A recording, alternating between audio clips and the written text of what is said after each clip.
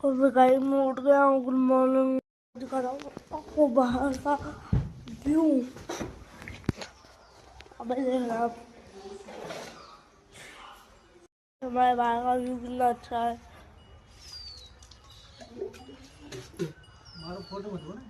Guys अभी मैं नहाने वाला हूँ। मिलते हैं अभी। खाना बन रहा है अभी तैयार हो। मैं अभी चारा लेके आऊँगा और ये भी है।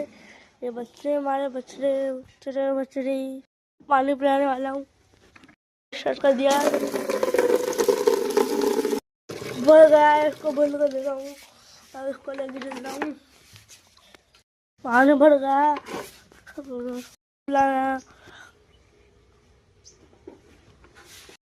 इसलिए पानी पिला दिया।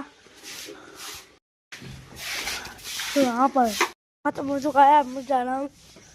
तो गाइस मैं यहाँ पे आ चुका हूँ। प्लेट लूंगा उसे लूंगा।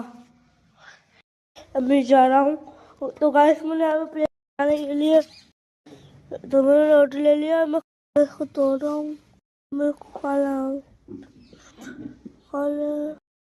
हाँ मैं मेरे बाबा का